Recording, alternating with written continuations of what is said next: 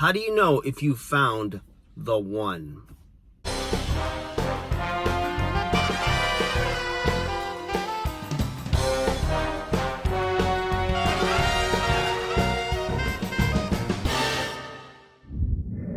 Hey guys, welcome back to 5nothing100nothing.com.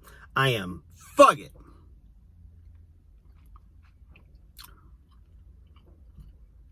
I got a lot of gum in my mouth. I used to say too much gum in my mouth, but I like a lot of gum in my mouth, so it is what it is, baby. All right, guys, let's talk about how do you know if you found the one? And, you know, if you've dated for a long time, or if you've been married, divorced, there were times where you thought you found the one. And it was only after the relationship went sideways, or things didn't quite work out as planned, or you discovered more information that then made you or your partner change their mind.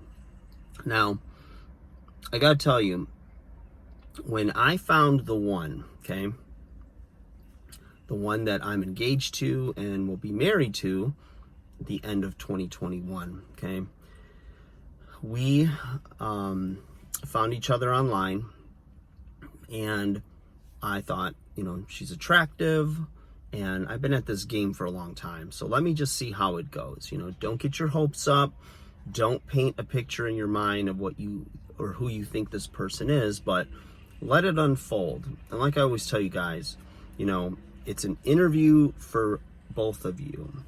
You know, they're interviewing you as potentially being a prospect, you know, for dating, for marriage, whatever it is you're looking for, and the reverse. So we met at a restaurant, and I walked in, and my first thought was, this woman is drop dead gorgeous.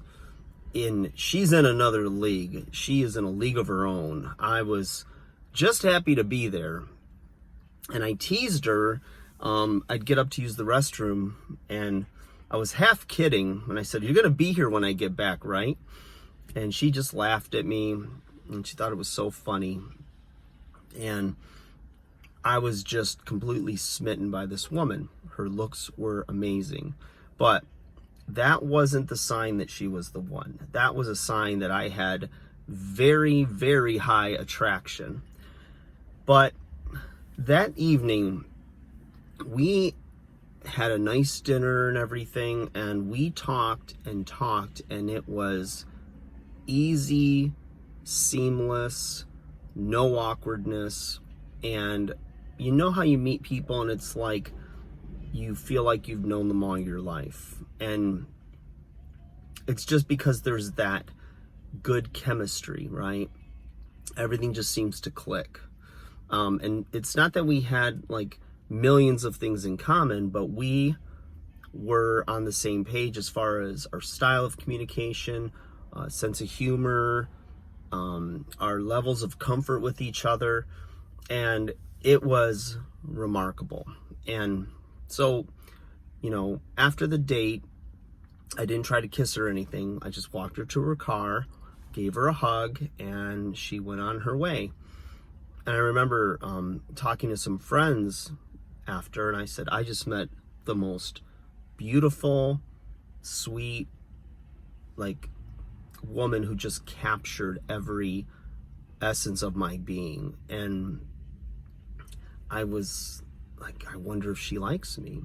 I wonder what she thought. Am I just like some guy that, you know, she went on a date with, had a nice time, and well, you know, he's nice enough.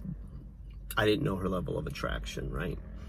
You know, because you really don't know until you get to know somebody, or they give you very obvious signs.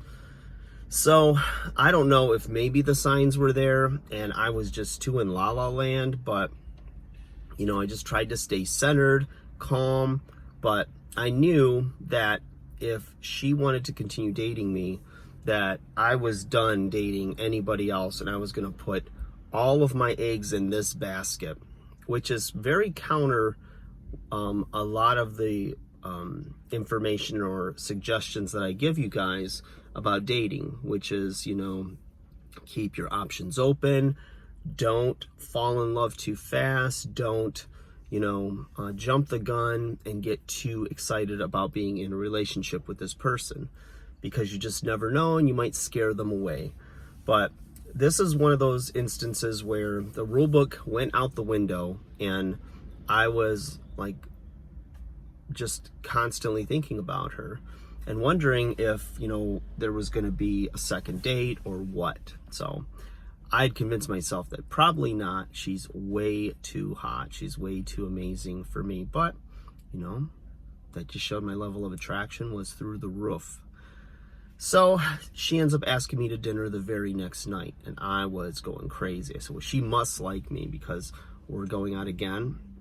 So we went to dinner, had another amazing evening, connected on an emotional level that neither of us saw coming. And that's when I finally kissed her in the parking lot after our date, where again, we closed that restaurant and had talked and laughed and, just had an amazing evening again.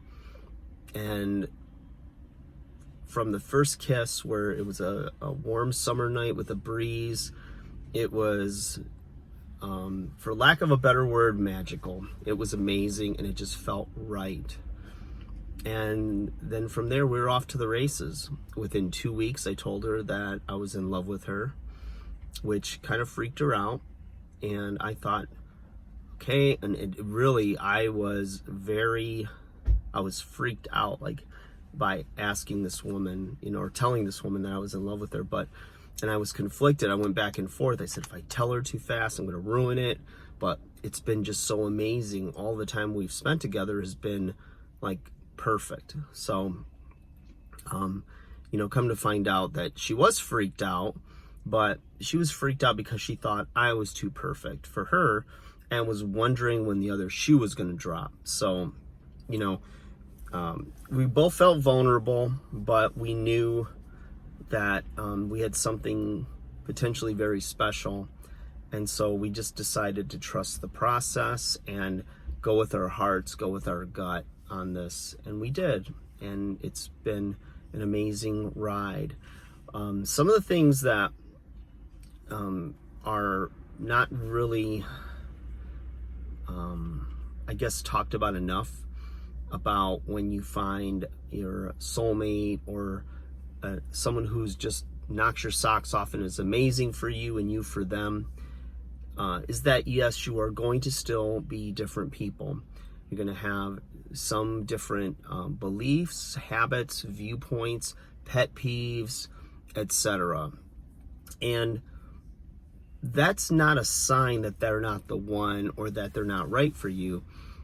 It's just an opportunity for you to see how the two of you work through the differences, how you come to terms with it, argue, disagree, but ultimately come back together. And, we've had our moments where, there was some either misunderstandings or disagreements or hurt feelings that were not intentional, but through all of it, we talked through things and became better instead of bitter. So, everybody's a little bit different. And, when you love somebody and they check all of the boxes for you, you're willing, to go through hell or high water to make it work with them and not feel like you've sold out your soul or that you're now a different person, but you're allowed to be who you are. And when you have disagreements or friction, you approach it with love, kindness, and respect. And if you can't communicate in the moment, that's where you take a little breather and, let the other person and yourself process things to when you can come together when, tempers aren't flaring or feelings aren't raw, and you can find, that common place again and remember why you fell in love with them in the first place. And when you look at them and you realize that, there's nobody in the world that could turn your eye or that you'd rather be with, and makes you a better person, then you found something very rare and very special. And you should really hold on to that and treasure it, appreciate it, tell them you appreciate them every day, show them affection, show them that you do love them and they're the only ones for you, and you're off to the races. Life is a journey. Get on board, you guys. Not a destination, it's a journey. So guys, if you have questions about the soulmate thing, whatever about relationships, let me know in the comments. Maybe we'll do a video on you, and I'd love to help you out. You guys have a great day.